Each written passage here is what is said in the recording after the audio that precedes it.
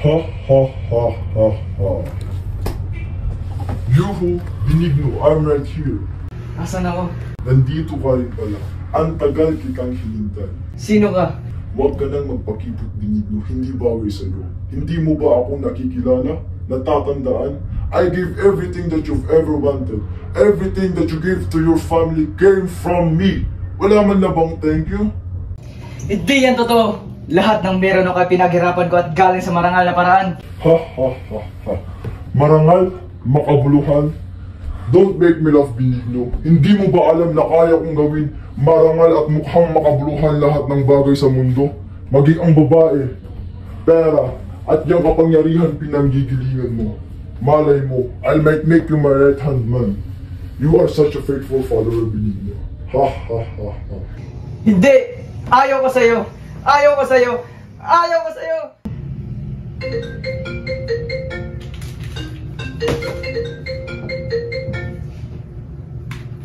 Bambino, pare. Kamusta na dyan sa customs? Naayos mo naman pinapagawa ko sa'yo. Tandaan mo, malaking kliyente yan si Lim. Aba, syempre. Walang sabi. Nakausap ko na rin yung manggugol ka. Basta ibigay mo na lang yung halagang hingin ko sa'yo, okay? Sabihin mo lang kung magkano at ipapaabot ko kay Chona. Tandaan mo, malaking pera rin to. Kailangan smooth ng lahat. O sige, mamayang gabi na lang kina Chona.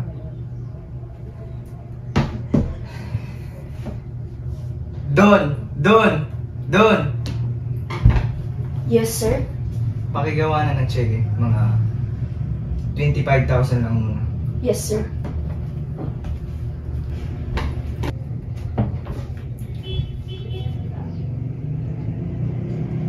Hello, Chona? Hello? Kamusta ka na, sweetheart? I miss your hugs. Sa Ben talaga. Kagagaling mo lang dito kagabi, mismo na ako agad. Bola. Ikaw naman. Kailan ka ba pupunta dito para makapaghanda naman ako? Mamayang hapon, mga alas 5. May pabibigay rin ako kay paring Bambino. Di ba darating na rin yung perang galing kay Lim? Oo, baka gabi na dumating yung pera. O sige na, big boy. Ipaglalote ka tayo ng paborito mo. Malinamnam na steak. Di ba gusto mo yan? Nalalasahan ko na. Mamaya na lang ulit, sweetheart. Hi, buhay. Those workers like a natural being mo. Mangha-mangha ako sa pagpapaikot mo ng mga tao. Hindi ako yun. Impluensya lang yun sa akin. Maniwala ka. Whatever you say, nangyari ng lahat. Dito tayo umupo. Kamusta na, Panyero? Balita ko, umaasenso ka na daw, ha? Siyempre naman, Panyero. Hanggat may service window, mabubuhay tayo. That's my boy. Sumusunod ka talaga sa mga palad ko. Sabi ko sa'yo, wala kang mararating sa maliliit na paraan, mabubulok ka lamang sa loob ng opisina. Wala kang mararating sa buhay mo kung hindi mo makikilala ang dapat na iyong kausapin o iwasan. Yan ang dapat na iyong matutunan. Easy lang, Panyero. Masarap ng buhay ko ngayon. Sa bahay. Pabakasyon-bakasyon na lang. At higit sa lahat, maraming pera. Yan ang produkto ng service window. Si Carpio pala ang nagturo sa iyo maging pilyo. Bes, di ko pa siya kailangan ngayon. Marami pa akong plano para sa kanya. Ikaw naman kasi, ang bagal-bagal mo, idi sana nagsasabayan na kayo dito. Ang hina-hina ng loob mo, ang daling atakihin. Saan ka naman pupunta? Sa babae mo? Ilang beses na kitang pinagsasabihan, ang tigas talaga ng ulo mo. Sino ba nagsabi sa'yo na may babae ako? Maraming nakakita, maraming nagsasabi. Kung nagpapaganda ka lang sana hindi kita iiwan. Ibig sabihin totoo. Wala akong paano makipag-usap sa'yo. Benigno, kinakausap kita. Tumigil ka sa ayabangan mo, Vanessa! Daddy, tama na po! Tama na po! Pera ang kailangan mo, bahay ang kailangan mo, kayamanan ang kailangan mo, ano pa ang kailangan mo, tapos sasabihin mo iiwanan kita? Oo, iiwan mo ako. Iiwan mo ang sugatan ng puso ko. Wala akong pakialam sa nararamdaman mo, Vanessa. Ay nako, ang tagal-tagal naman ni Benigno. Ay, si Benigno? Namiss kita. Okay ka lang ba? Okay naman. Alam mo, pagod na pagod ka. Saglit lang, sarado ko lang yung pinto. Teka muna, kukanin kita ng inumin. Teka muna. Masahingin mo muna ako. Nako naman, excited ka kasi. Oh, kumusta?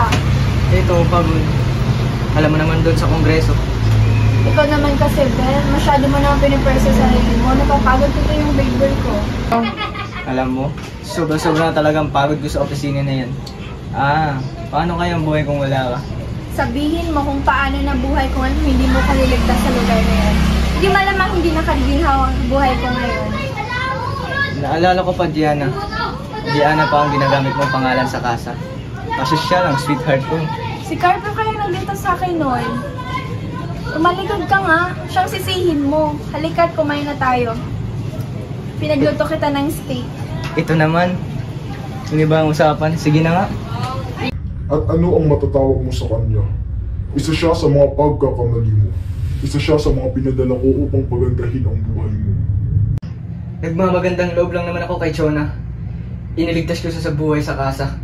Binigyan ko siya ng pera at bahay para guminaw ang buhay niya. At ginawa mo rin siyang number 2. Sa pagpapalipas ng oras, pag umuwing lasing sa piling ng iyong asawa at mga anak. Kumusta ang seminaryo?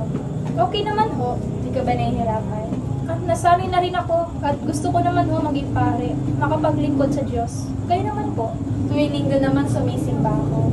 Pero hindi palagi, ikaw kasi huli-huli talaga.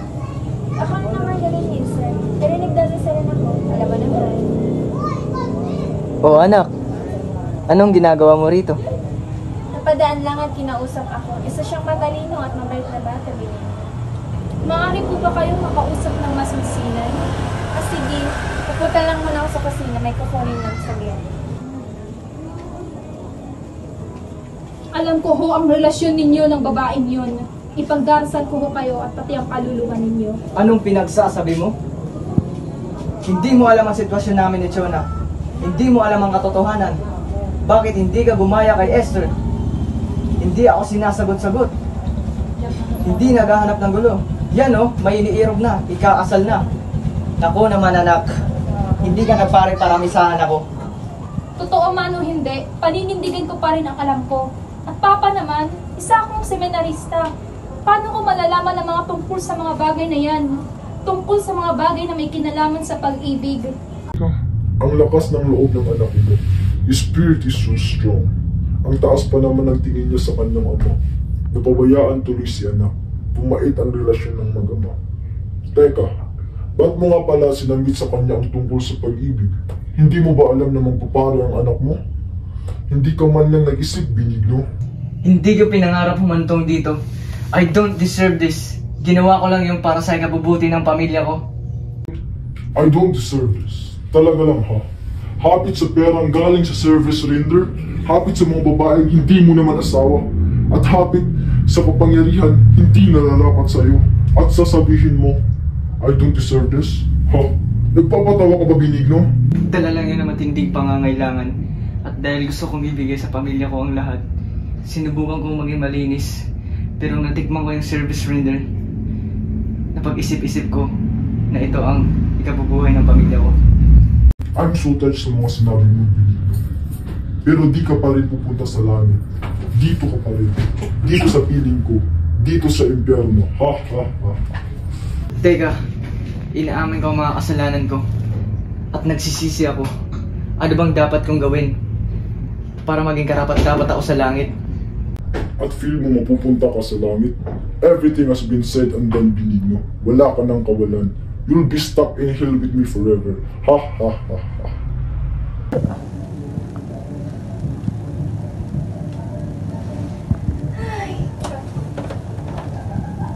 Benigno? Kaya na tayo, Benigno. Benigno? Benigno? Magising ka, Benigno. Benigno? Benigno? Benigno! Benigno! Magising ka, Benigno! Benigno! Benigno! Benigno! Benigno, magising ka!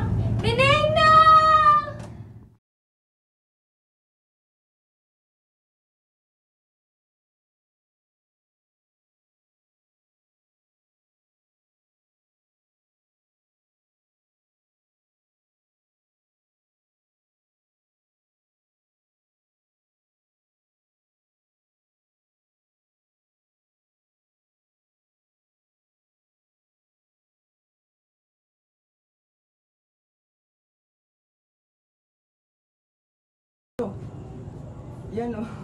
Hindi ka talaga naglalaos nga da. Pero minahal pa rin niya kayo. Akyang...